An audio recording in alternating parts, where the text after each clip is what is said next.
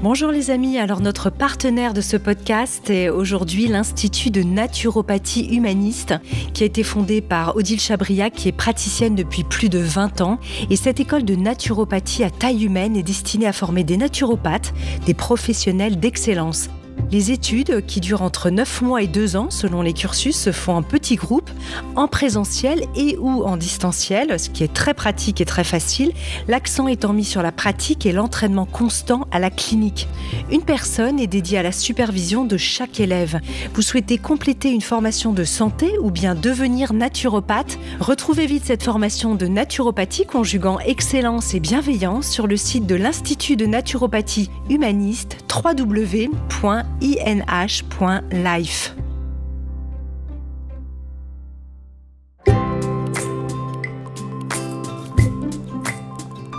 Bienvenue dans la saison 6 de Métamorphose, le podcast qui éveille la conscience.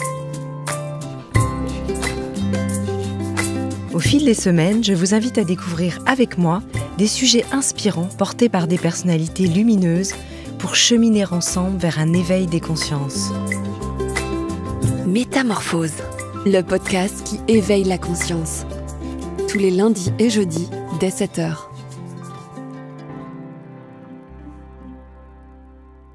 Si je vous demande de fermer les yeux et de me donner très rapidement le nom de 3 leaders, peut-être que viendront spontanément des noms comme Nelson Mandela, Mahatma Gandhi, Winston Churchill, Steve Jobs.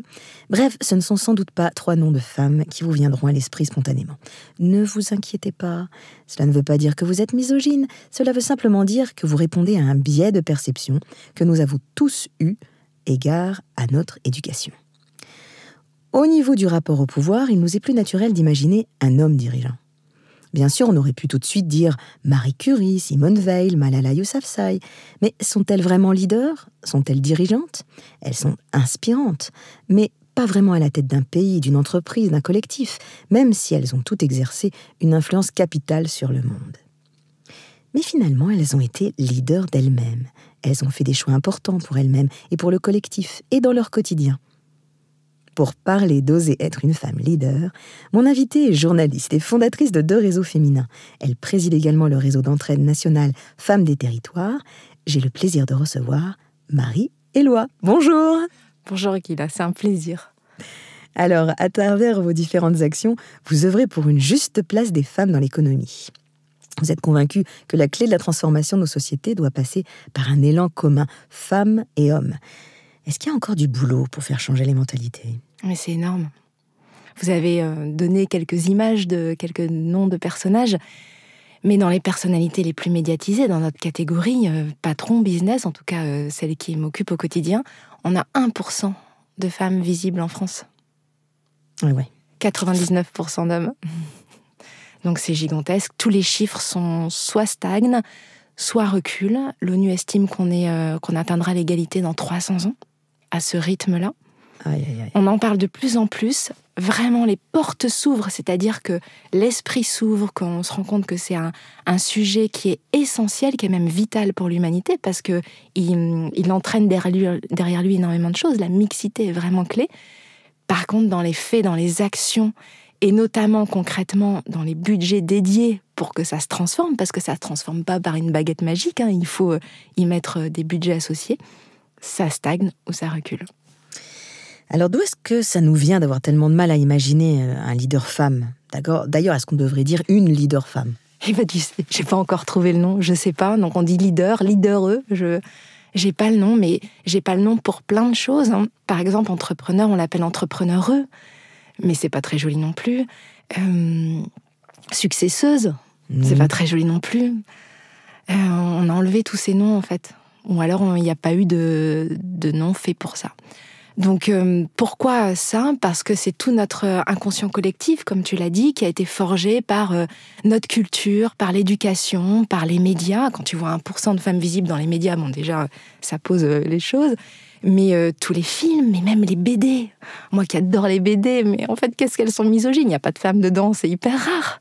Donc, on a été éduqués comme ça, où c'est l'homme qui est leader. Et aujourd'hui, plus que jamais, on a besoin que chacune, et chacun aussi évidemment, d'entre nous deviennent leaders de soi, comme tu l'as si justement dit. On a besoin de ça. L'humanité en a besoin pour transformer, parce qu'en fait, on est vraiment leader quand on est connecté vraiment à soi. Et nous, les femmes, on a été écartées de la sphère publique, de la sphère visible depuis toujours.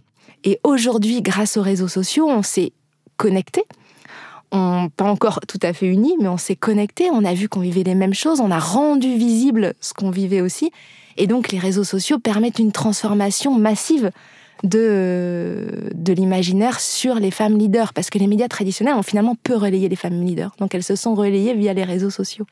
Et alors, comment est-ce qu'on peut aider les femmes justement à pouvoir oser être leaders d'elles-mêmes, leaders pas forcément face à des questions liées à l'entrepreneuriat, hein, on sait que c'est ton ère d'expertise, mais plus vis-à-vis de leaders de soi au quotidien, comment essayer de pouvoir reprendre un peu les rênes?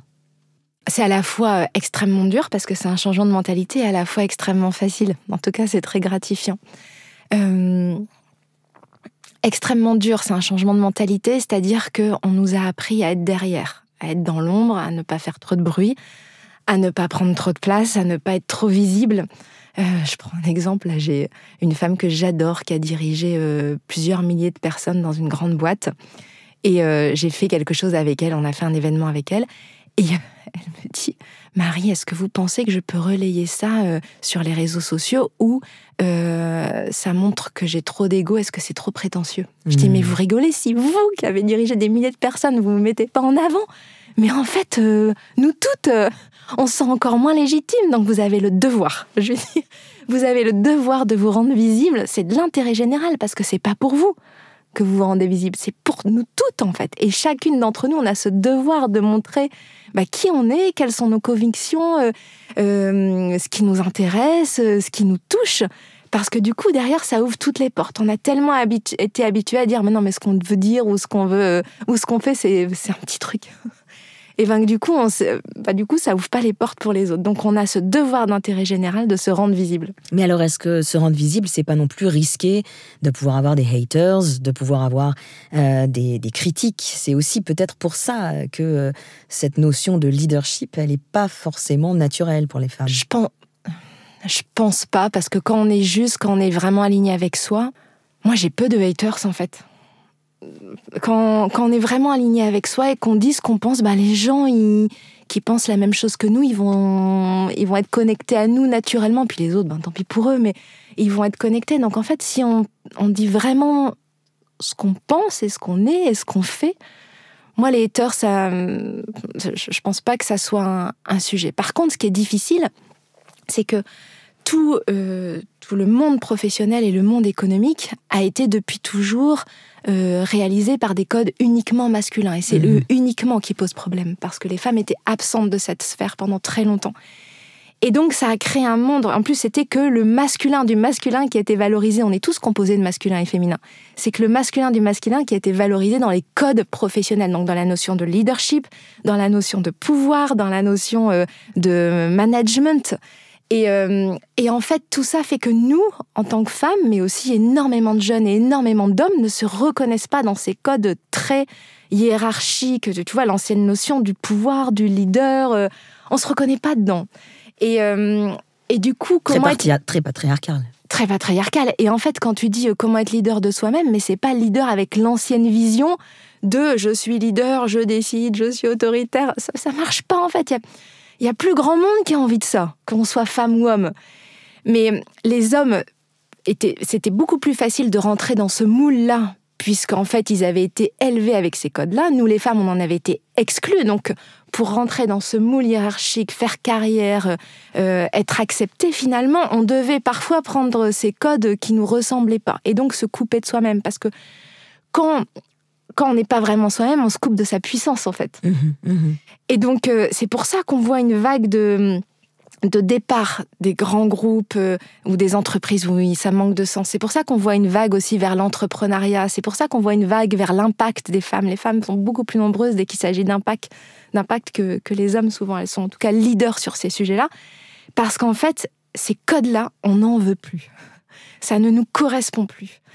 Et nous, les femmes, on a aussi ce rôle de montrer une autre façon de faire de leadership. Les jeunes aussi le font extrêmement bien. Et les hommes, du coup, en voyant qu'une autre forme de leadership est possible, se disent, mais en fait, mais carrément, eux aussi, ça leur correspond. Donc une forme de leadership plus horizontale, plus collaborative, avec pas de frontières vie pro, vie perso, ou peu, ou en tout cas où elle est respectée, où les deux sont respectés, où on peut être vraiment aligné avec soi. Et nous, les femmes, on a un rôle de locomotive sur ça. Donc quand tu dis comment être leader de soi-même, je pense que c'est quand on est aligné avec soi, et par exemple, tu vois, dans l'entrepreneuriat, mais aussi dans tous les projets qu'on peut avoir, souvent il y a une rupture autour de la quarantaine. C'est-à-dire burn-out, divorce, maladie, enfin quelque chose qui fait qu'on se dit, mais on ne veut plus de ça. On veut pouvoir avoir une vie qui nous ressemble. Quelles sont mes valeurs qui sont importantes pour moi? Qu'est-ce qui est aligné avec moi? Et là, souvent, il y a une autre partie de vie qui commence. C'est pour ça que l'entrepreneuriat porté par les femmes, par exemple, c'est très rare dans la vingtaine ou la trentaine. C'est de la reconversion. C'est je ne veux plus de ça, je sais ce que je veux aujourd'hui et maintenant je vais faire ça. Alors, on connaît le sujet homme-femme qui est très sensible aujourd'hui. Avec le hashtag MeToo, la parole des femmes a pu être entendue, mais beaucoup d'hommes disent que ça a créé une impossibilité de dialogue entre les hommes et les femmes. L'autre jour, un ami me disait que dans son entreprise, il craint d'être seul avec une femme dans un ascenseur, de peur d'être poursuivi pour harcèlement sexuel. Qu'est-ce que t'en penses ? En fait, il y a plusieurs choses. D'abord, il ne faut jamais être dans les extrémismes. C'est très facile de dire, de dénoncer, d'être contre. C'est très facile. C'est beaucoup plus difficile d'agir. Et c'est encore beaucoup plus difficile d'agir ensemble. Et nous, que ça soit avec Femmes des Territoires que tu as mentionné, ou Bouge ta boîte, ou Bouge ton groupe pour les salariés, on est sur le terrain. Donc on agit ensemble.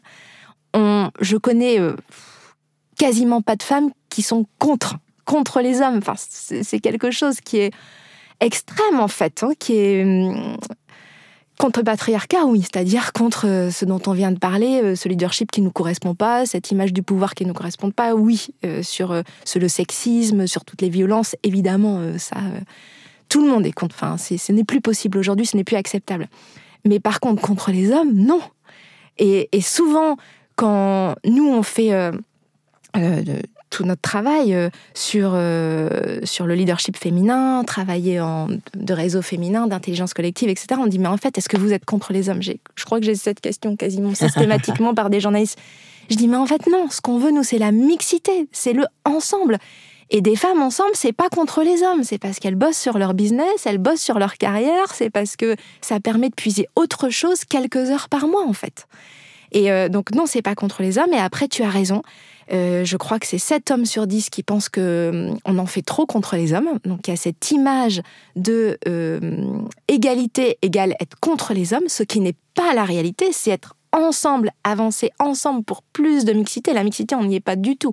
Dans tous les postes de pouvoir, où qu'on soit, c'est 20% de femmes maximum. Dans les chefs d'État et de gouvernement, on est autour de... On est bien loin, ah oui. On est bien loin, tu vois, on n'est même pas à 10%. Dans les CEO non plus, mondiaux, on est, je crois, à 2 ou 3%. Enfin, c'est catastrophique. Donc nous, on œuvre pour la mixité. Et la mixité, c'est bien le ensemble, c'est pas contre. Et ça, il faut tout de suite enlever ça, parce que les hommes, justement, sont ceux qui peuvent ouvrir les portes. Ils sont les moteurs du changement aussi. Donc on a vraiment, vraiment, vraiment besoin d'eux. Et après, quand tu dis « j'ai peur d'être dans un ascenseur », nous, ce qu'on entend beaucoup aussi, c'est « mais en fait, on va enlever des hommes dans les entreprises pour mettre des femmes ». Mais il ne s'agit pas de ça, en fait.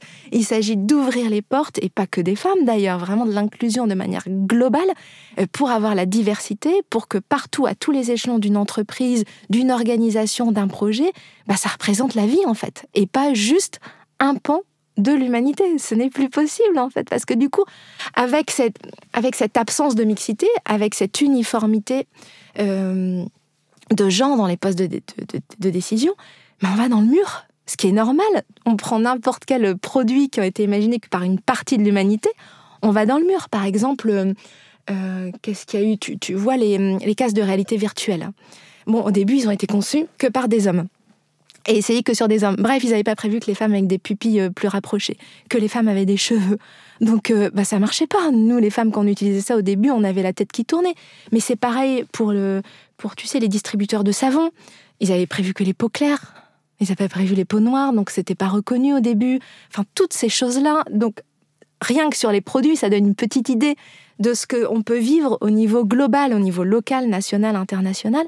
Et toutes les études le disent, je sais plus comment le dire moi, toutes les études le disent, plus il y a de mixité, plus il y a de paix, c'est prouvé, il y a une paix plus forte, plus longue, plus il y a de prise en compte des enjeux environnementaux, mais c'est des pourcentages gigantesques en plus, en fait. C'est pas juste un micro-changement, non, ça change complètement, parce que quand il y a de la mixité, il y a de la diversité dans une organisation, c'est pas 3 femmes de plus, c'est une autre façon de fonctionner, une autre façon de prioriser. Donc, il y a plus de RSE, il y a plus de mieux vivre ensemble, il y a plus de care, de santé, il y a plus de prise en compte de l'humain, du vivant, enfin... Donc, en fait, on se prive d'une intelligence collective et de force vive gigantesque en ne laissant que finalement cette uniformité au pouvoir. Donc nous, les femmes, on a ce devoir, je disais, de se rendre visible, mais aussi de dire ce qui est important pour nous. Et les hommes d'ouvrir les portes, parce que c'est ça qui va permettre la performance d'une entreprise, mais aussi la durabilité d'une entreprise, mais au-delà des entreprises, la durabilité de notre monde. On peut pas continuer, on voit bien qu'on va dans le mur là avec ce capitalisme à outrance et cette absence de prise en compte des plus fragiles. On voit bien, puis alors je parle même pas de l'absence de prise en compte du vivant, on va dans le mur, donc il faut absolument revoir nos priorités. Et pour ça, on doit être mixte. Comment trouver, en fait, un nom qui pourrait bien correspondre au mouvement que tu décris ? Parce que dès qu'on utilise le mot féminisme, aïe, en termes de clivage, c'est terrible. D'ailleurs, je ne sais pas du tout si tu te dis leader féministe. Si tu oses le gros mot du féminisme ou pas ? Ah, moi, je suis féministe, mais féministe, ça veut dire l'égal accès aux droits. Ça ne veut pas dire contre, ça veut dire l'égal accès aux droits. Et quand je dis ça, mais qui est contre l'égal accès aux droits ? Personne, en fait, quand je pose la question. Par contre, c'est vrai que l'image, quand je dis le mot souvent on me dit, et des femmes comme des hommes disent, moi je suis pas féministe, hein. Mais par contre, ce que tu dis, c'est vrai. Je dis, mais en fait, féministe, c'est un mot qui a été tellement malmené, il a été mis dans un extrémisme très fort, qui joue son rôle aussi, hein. Qui joue son rôle, parce que ça permet parfois, par des actions très fortes, d'ouvrir les consciences. Mais ce n'est pas la réalité de 99% des femmes ou des hommes qui se disent féministes, en fait. C'est l'égal accès aux droits. Et tu vois, j'ai un t-shirt là aujourd'hui qui dit « L'union fait la France ». C'est très beau, oui. C'est 1083, c'est qui a relocalisé le textile en France, donc c'est des produits éthiques. Et en fait, l'union fait la France, mais j'y crois plus que tout à la mixité. Et tout ce qu'on fait, nous, c'est pour rééquilibrer, en fait, rééquilibrer l'économie. Donc, féministe, c'est un mot qui a été vraiment maltraité. Donc, quel mouvement ? On peut dire humanisme, mais j'aime bien quand même féminisme. J'aimerais bien lui redonner ses lettres de noblesse. Oui, donc on n'a pas à rougir du mot féministe. Mais c'est dur. J'avoue qu'à chaque fois, on me regarde d'un air bizarre, donc je suis obligée d'expliquer à chaque fois. Alors, tu as créé justement ce réseau puissant, Bouge ta boîte. Et alors, comment est-ce qu'on peut essayer de pouvoir être leader de sa vie, c'est-à-dire donner une direction, to lead, ça veut dire quand même montrer le chemin, donner sa propre direction, puisque d'une certaine manière, on est tout le temps obligé d'être dans l'action, quelquefois l'hyperactivité. Donc, dans la notion de bouge ta boîte, comment est-ce qu'on peut essayer de bouger soi-même dans la bonne direction, de faire bouger les autres, puisque le leadership, c'est aussi une question de savoir créer du followership, donc créer de la motivation. Comment est-ce que tu accompagnes ? Alors, on a compris que tu étais surtout sur des sujets liés à l'entreprise, mais voilà, les personnes qui nous écoutent ne le sont pas forcément. Est-ce que tu aurais une sorte de protocole à nous donner, d'accompagnement, pour qu'on sache qu'on bouge dans la bonne direction, qu'on fait bouger dans la bonne direction d'un leadership, justement, qui serait un leadership de soi ? Moi, je crois beaucoup à l'intelligence collective et à l'identification. Donc, quand on est dans un réseau, que ce soit pour la création d'entreprises pour femmes des territoires, Bouge ta boîte pour le développement, Bouge ton groupe pour les salariés, mais on a d'autres formes de projets de vie. Moi, j'étais maman au foyer pendant plusieurs années, donc en fait, tout est bien à condition qu'on se sente bien, en fait, et qu'on a choisi. En fait, il vaut mieux, parfois on n'a pas le choix, mais c'est comme ça. Et dans tout ce qu'on fait, on est en intelligence collective. Souvent, on est en sociocratie même. Donc, la sociocratie, c'est même temps d'écoute, même temps de parole. On est vraiment en cercle. Ce qui oblige les plus timides à se mettre en avant, les plus grandes gueules à écouter. On a vraiment ce même temps commun. Et puis, on a mis en place, notamment chez Bouge ta boîte, des méthodes très structurées pour que ça nous permette d'avoir de l'efficacité et de grandir les unes grâce aux autres. Et en fait, rien que d'être ensemble, mais comme tu l'as dit, c'est valable pour n'importe quoi, dans n'importe quel milieu, rien que d'être ensemble, on se dit, mais en fait, elle est comme moi et elle a fait ça, donc c'est possible. Et la personne en face se dit la même chose, parce que c'est ça de l'intelligence collective et d'être de pair à pair. Je sais qu'on parle beaucoup du mentorat, et le mentorat a des vertus fantastiques, mais ça reste descendant aussi. Et donc, on a besoin aussi de cette intelligence collective de pair à pair. On a besoin des deux, en fait. Il n'y a pas une méthode miracle comme il n'y a pas de baguette magique. Et chez nous, c'est vraiment de l'intelligence collective. Donc, l'identification est très forte. Et moi, j'ai vu des personnes arriver dans les réseaux. J'en ai... c'est elle qui me donne de la force, parce que des fois, elle me dit « Ah, Marie, t'as plein d'énergie. » Mais en fait, c'est facile, parce que c'est de l'énergie circulaire. Tu vois, des fois, j'arrive à des rencontres, des réunions de travail, tout ça. Je suis vraiment lessivée, quoi. Et en fait, je les vois, elles disent tout ce que ça leur a apporté, mais moi, je repars avec encore plus d'énergie. J'ai vu des femmes arriver, tu vois, par exemple, sur Femmes des Territoires, après un burn-out, des moments très difficiles, plus du tout de confiance, de légitimité en elles. Et en fait, le fait d'aider les autres en disant juste « ton projet, il est super », et de voir qu'il y avait un retour. Puis d'aider sur des coups de pouce, parce qu'on a une plateforme où on peut aider, donner des coups de pouce. Donc dire « Ah, mais je vais répondre à ton questionnaire, je vais faire ci, je peux te mettre en lien avec quelqu'un. » Enfin, juste le sentiment de se sentir utile. Ça leur a donné aussi l'envie de se dire « Mais en fait, mais moi aussi, je peux. » Donc avoir un projet qui me tient à cœur et le mettre en œuvre, le mettre en marche. En fait, tu sais, je pense aussi qu'on a tellement de mauvaises nouvelles autour de nous, tellement d'images négatives, tellement de médias qui plombent sur le négatif, qu'en fait, ça nous donne un sentiment d'impuissance très fort. Et de voir autour les autres en action, qui font des petits pas, parce que il s'agit pas de monter l'Himalaya tout de suite, hein. Il s'agit de se dire, allez, je vais mettre mes chaussures de marche. Tu vois, et de voir les autres mettre les chaussures de marche, je te dis, mais moi aussi, je suis capable de faire ça.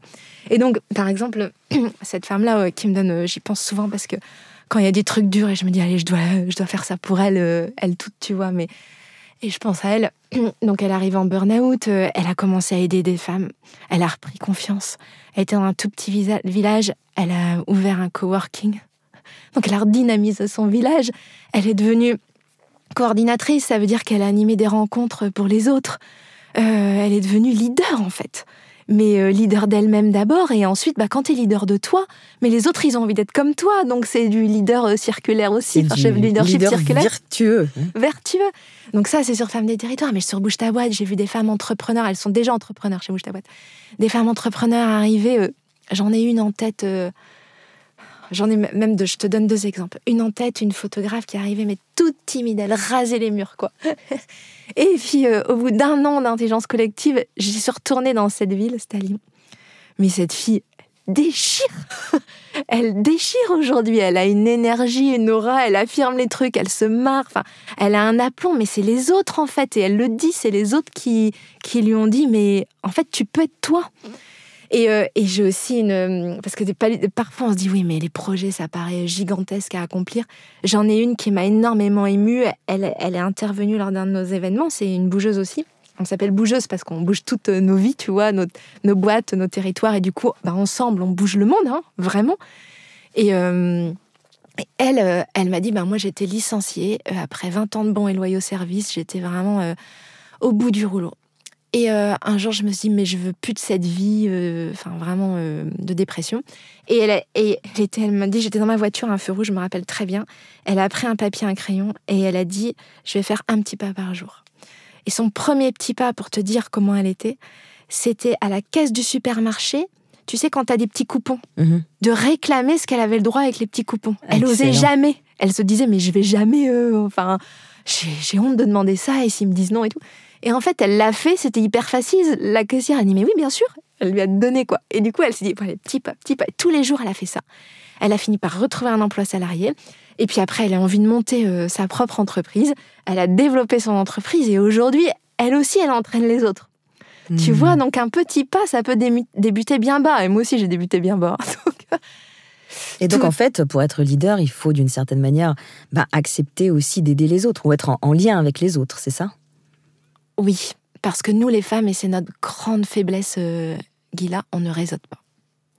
On pense que c'est pas pour nous, qu'on mérite pas, qu'on sait pas ce qu'on va y apporter, ce qu'on sait pas, tu vois, on est toujours dans cette impression de donner, donc on sait pas ce qu'on va y apporter, on sait pas non plus ce qu'on va y faire. On a l'impression que c'est hyper compliqué ou qu'il faut rouler des mécaniques, et en fait, il faut juste être soi. Et du coup, on reste beaucoup isolé, que ce soit dans l'entrepreneuriat ou n'importe quoi. On reste isolé en se disant, non mais moi, mon truc, c'est un tout petit truc, donc ça vaut pas, tu vois... Et moi, j'étais comme ça. Si j'ai créé ces réseaux, c'est parce qu'au début, je n'aurais jamais osé pousser la porte d'un réseau. J'aurais jamais osé me dire entrepreneur alors que j'avais cofondé une école Montessori. Mais c'était en association. Donc, tu vois, je dis le mais. Donc, je me disais, je me sentais pas entrepreneur. Et j'aurais jamais osé pousser ça. Donc, c'est pour ça que j'ai commencé. Et au début, quand je l'ai créé, c'était d'abord réseau régional en Bretagne et qui est aujourd'hui national avec Femmes des Territoires. Mais c'était d'abord du digital. Et... au bout d'un moment, il y a eu plein de femmes parce qu'elles se reconnaissaient dans les valeurs d'entraide, de bienveillance. Je sais que c'est un peu galvaudé aujourd'hui, mais c'est quand même le cas. Et elles me disaient, mais Marie, on veut se rencontrer. J'ai dit, non, c'est pas possible. Nous, on a un réseau digital. Tu vois, j'avais peur de marcher sur les plates-bandes des autres et tout. Et elles m'ont dit, mais en fait, on fait ce qu'on veut. Et elles se sont rencontrées. Mais elles ont eu tellement raison. Aujourd'hui, c'est des milliers d'événements par an. Incroyable, bien sûr. Mais moi, j'aurais pas osé le faire. C'est elles qui l'ont fait.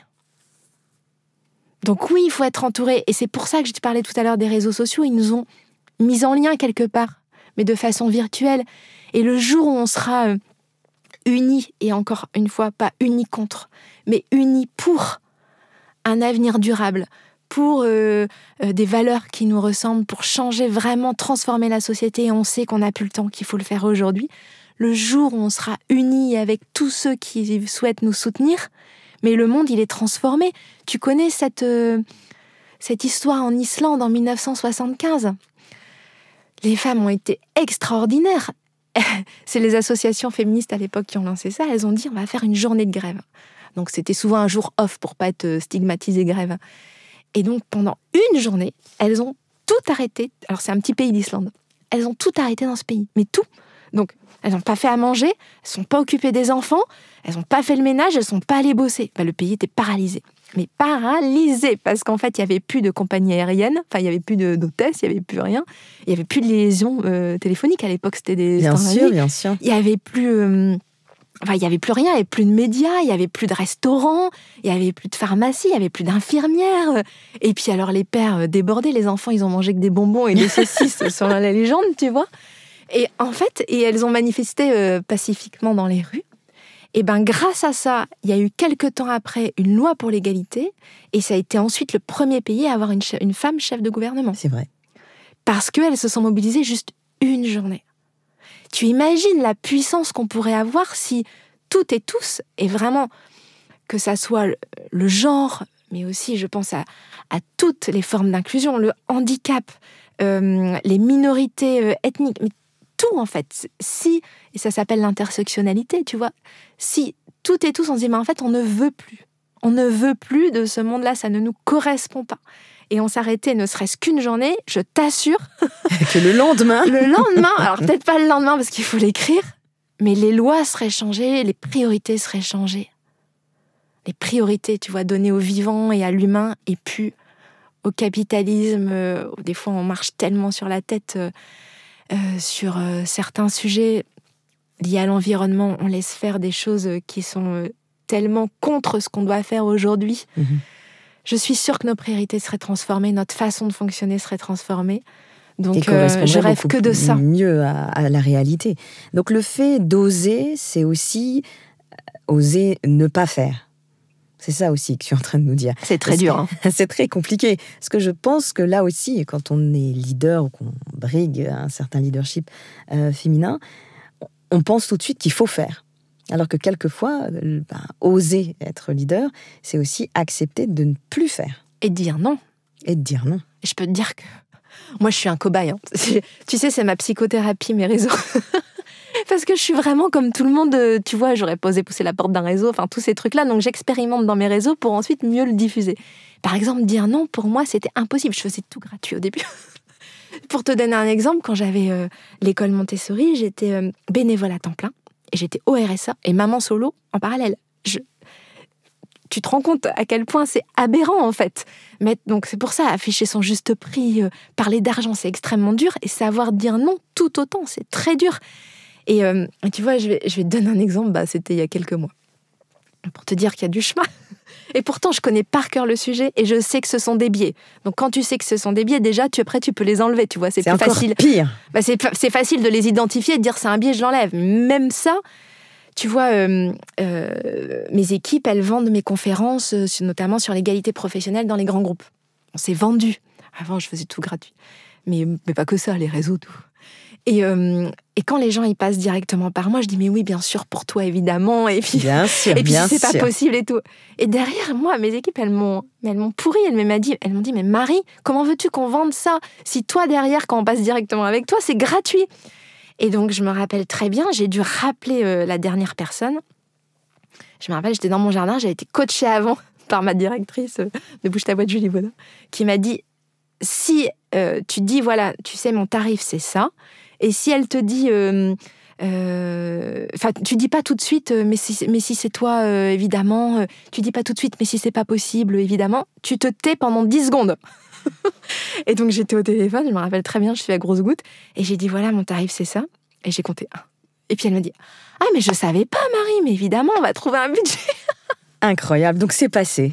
Ouais, mais en fait c'est dire non, ne pas faire. Tu vois, souvent nous les femmes on se dit en fait personne va le faire, donc on le fait, mais du coup quelle charge mentale gigantesque, et ça aussi c'est un des freins gigantesques à la mixité, à l'égalité. On se tape plus des 3/4 de tout qui est lié les charges domestiques, les charges parentales et tout. C'est une réalité, en fait. C'est mis dans les chiffres, je pense même qu'ils sont un peu édulcorés, mais c'est quand même une réalité. Et parfois, ne pas faire, ça peut permettre de prendre l'ampleur de tout ce qu'on fait au quotidien. C'est ce que faisaient. Mais c'est dur à faire, femmes. parce qu'on se dit, ouais, mais bon, on va pas laisser... Il y a le syndrome de la bonne élève qui veut absolument... Trop fort. C'est ça, qui veut absolument que les choses soient faites aussi bien que ce qu'elle ferait. Donc il y a ça aussi. Et puis, c'est vrai que laisser les choses être faites pas comme on veut, c'est assez compliqué. Ou en bordel, ou pas faites. Ou pas faites. Et pourtant, continuer. Ouais. C'est très compliqué. En fait, c'est pour ça que je te disais, c'est très facile, parce que c'est magnifique d'être soi-même et du coup, d'être leader de soi-même. Et puis du coup, en étant leader de soi-même, on inspire énormément de gens. Parce que tout le monde a envie d'être leader de soi-même. Je connais pas quelqu'un qui a pas envie d'être leader de soi-même. Donc nous, en montrant l'exemple et en étant soi-même, ça inspire énormément d'autres. Donc ça paraît facile. Mais c'est extrêmement dur, je te disais tout à l'heure, parce qu'on est sur du changement de mentalité. On nous a toujours appris à être, comme je disais tout à l'heure, non-visible, etc., dans des moules, dans des codes. Et tout d'un coup, être leader de soi-même, c'est regarder tout ce qui ne nous va pas dans ça et choisir ce qu'on a envie d'être et en construire des nouveaux. Et tu vois, avec les réseaux, je vois bien les femmes, elles créent des nouveaux codes. Des nouveaux codes de l'économie, des nouveaux codes d'intelligence collective, des nouveaux codes du travail ensemble, tu vois. En France, par exemple, on glorifie énormément la croissance. On dit c'est important d'avoir des chiffres d'affaires qui augmentent sans cesse, etc. D'embaucher toujours plus, c'est ça qu'on glorifie. Mais moi, ce que je constate, notamment chez les femmes entrepreneurs, c'est pas du tout ce dont elles ont envie. Et chez les hommes aussi d'ailleurs. C'est d'être aligné avec soi, de décider, d'avoir la vie qu'elles ont décidé, de pouvoir concilier facilement la vie pro-perso, etc. Et de travailler en synergie avec d'autres personnes en qui elles ont confiance. Tu vois, avec des prestataires, etc. C'est pas la course à la croissance. Ça aussi, c'est un mythe. Dans la vraie vie, c'est pas quelque chose dont on a envie ou besoin, en fait. Et ça a été pourtant glorifié, mais comme le pouvoir, comme la hiérarchie, tu vois. Ça a été valorisé beaucoup. Alors, est-ce que le fait d'oser d'être leader, c'est accepter aussi d'être très au clair sur qui on follow ? C'est-à-dire oser être follower et avoir des repères clairs aussi. Tu parlais justement de certaines femmes qui t'inspirent dans tes différents groupes. Est-ce que avoir comme ça des repères forts qui nous permettent de savoir que finalement on suit certains leaders, c'est important pour essayer de nourrir son leadership? À se nourrir, oui. C'est pour ça, on en parlait tout à l'heure, d'être entouré, c'est tellement, tellement, tellement important. Donc, et parfois, on se fait une montagne, on se dit qu'on va pas être bien accueilli, comme je disais tout à l'heure, ou qu'on sait pas ce qu'on va y faire, mais en fait, toujours. Donc, oui. Et ça peut être quelqu'un de proche, ça peut être quelqu'un qu'on rencontre dans la rue, ce qui nous fait... Enfin, c'est pas forcément des leaders totalement inaccessibles. Inaccessible, d'accord. Et tu vois, longtemps, dans les modèles femmes qui ont été mises en avant, c'était que des leaders extraordinaires, mais auxquels moi, je pouvais pas m'identifier. Jamais je serais comme elles, en fait. Tu vois, des personnes vraiment hors normes, à des sphères stratosphériques. Et en fait, on a aussi besoin de s'identifier à des personnes qui nous ressemblent. Donc, ça peut être des personnes de son quotidien ou autour de soi.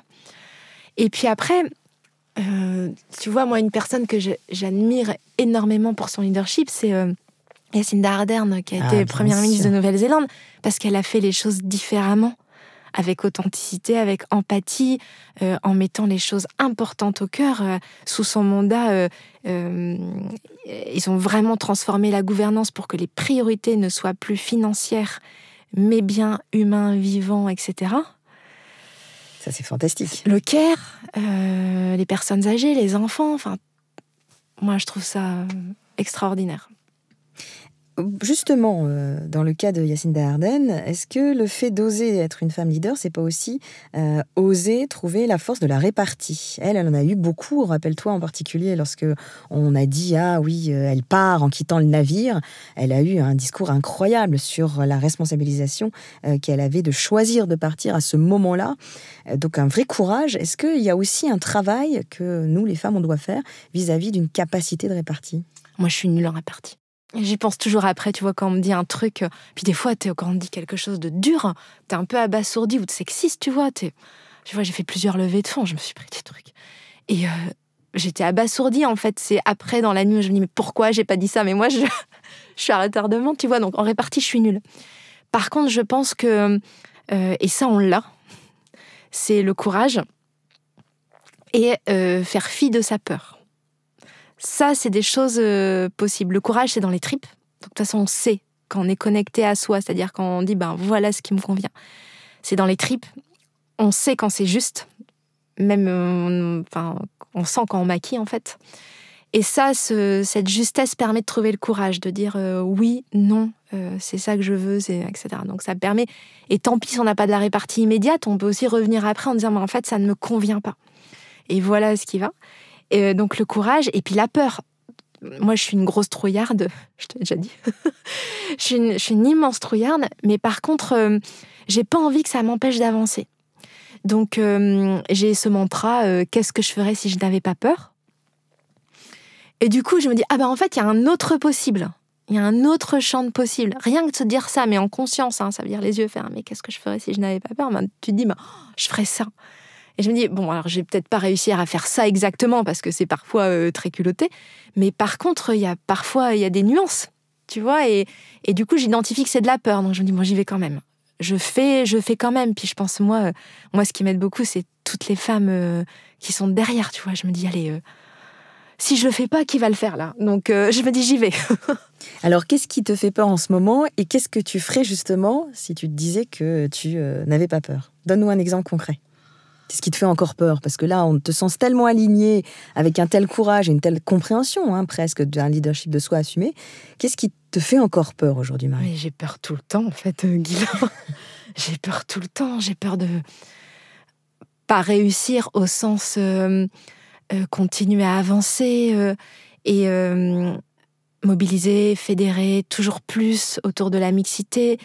J'ai peur, moi, ce qui me terrifie, c'est de pas être assez convaincante. J'aimerais tellement être beaucoup plus convaincante que quand je parle, tout le monde dit « Ah ouais, elle a raison ». Mais en fait, c'est pas ça la vraie vie. Tu vois, et convaincre à quel point la mixité, c'est vital pour l'humanité, à quel point on en a besoin dans toutes les sphères de notre vie.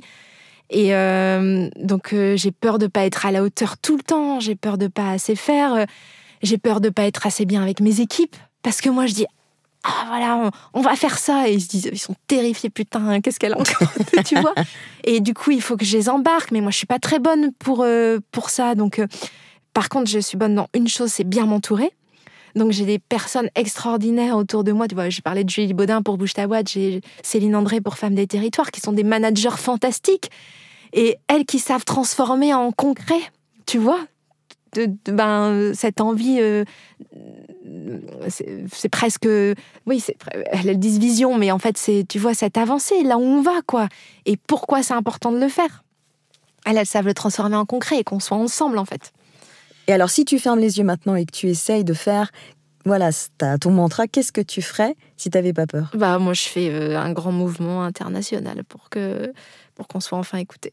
Bon, écoutez, on a l'honneur de vous annoncer au micro de Métamorphose, Marie qui lance son mouvement mondial. Non, mais rigole pas trop, parce que je te jure que je suis capable un jour, pas là. Hein. Là, on a trop de défis au quotidien. Mais je me dis, est-ce qu'on a le temps et est-ce qu'on a le choix ? Mais je sais que tu en es capable et c'est peut-être pour ça aussi qu'on t'a invité. Aujourd'hui, en tout cas, on est très fiers de l'action que tu mènes. C'est vrai. Merci encore d'être venu, de nous avoir donné les clés pour un meilleur leadership de soi. Merci pour cette belle énergie. Merci à toi, Guilla. On va te suivre et suivre tes actions en attendant un mouvement mondial. Arrête maintenant, j'ai la pression, ça y est. Ça, tu sais, c'est une bonne technique. Hein. Dire les choses avant de les faire, parce qu'après, t'es coincé. Les autres, ils reviennent vers toi en disant « Et alors, t'en es où ? T'es fichu, t'es obligé d'avancer. » C'est vrai. On garde cette bonne technique que tous nos auditeurs essayeront, j'en suis sûre. Merci à toi d'être venu nous parler et à très bientôt dans Métamorphose. À bientôt. Si vous avez aimé ce podcast, n'hésitez pas à lui donner 5 étoiles sur Deezer et surtout abonnez-vous gratuitement sur votre plateforme préférée pour ne manquer aucun épisode. Découvrez mes invités en avant-première sur Instagram à l'adresse Métamorphose Podcast et abonnez-vous aussi gratuitement dès maintenant à la newsletter Métamorphose pour être au courant de nos conférences, ateliers et de nos dernières actualités. Pour ça, rendez-vous sur notre nouveau site www.métamorphosepodcast.com. Métamorphose, le podcast qui éveille la conscience. Tous les lundis et jeudis, dès 7h.